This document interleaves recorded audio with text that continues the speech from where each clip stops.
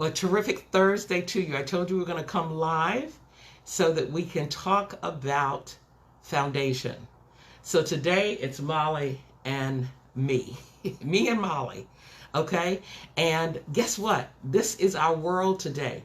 We're in masks, we're in gloves, but business still continues when it comes to beauty. Okay? So what we're going to do today is just talk about shade matching, okay? Because that's the most important thing that we can do when we're trying to help a client either cover, dark eye circles or find that perfect color or foundation. So what we're going to do, normally, of course, we would be testing on the jawline, but now the forehead becomes the focal point because that's the area of the face that is exposed for us to be able to see. So the first thing that we're going to do with Molly, and of course, even when we're testing for foundation, we always make sure that we start with clean skin. So one step is always kind of our preferred product. And you see I've got on my gloves. I'm not going to do anything to bother her brows because they are already perfect. And a plug for Comely Beautiful Brow Powder. Okay. And Molly doesn't wear that much makeup, so she's going to be easy. Okay. And of course, we have to follow with a lightweight moisturizer. So in this case, we're going to use the oil-free moisturizer because when I look at Molly's skin, she's got a little bit of sensitivity and she's more combination. So we're just going to use the oil-free moisturizer here on the forehead area. And then we're going to stripe her just to see. So with Molly being so fair, and one of the reasons I wanted to use Molly is so that you can see how light you can go with your customer base with Flori Roberts. So we're going to let that dry, and it's dry. So now what we're going to do, so with Molly, I would always start with the lighter shade. So we're going to go and pull the ginger cream to powder. And just like we would do on the jawline, we're just going to stripe, okay? And that's the lightest shade. I think we can work with that, okay? So what I'm going to do, because what we're doing is looking, one thing for sure, I'm going to go to the next shade, which I'm positive the tawny is going to be too orange, you see? So we know that that's not going to work. But the ginger, we can work with. So what I'm going to do now is we're going to use the sponge, which is fabulous. Comes with the cream to powder. And you don't have to worry about the color that you striped on your client that's incorrect because you're going to correct it with this. So what we're going to do now is take the ginger and commit to it. And what we're doing is looking for just light coverage, no line of demarcation. And again, just focusing on the forehead right now. And then we could always then go and do the under eye area. And that looks good.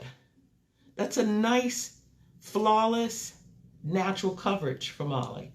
And then when you're talking to your customer and after you've tested her on her forehead, what's the next biggest concern that the client would have if you can't do her whole face?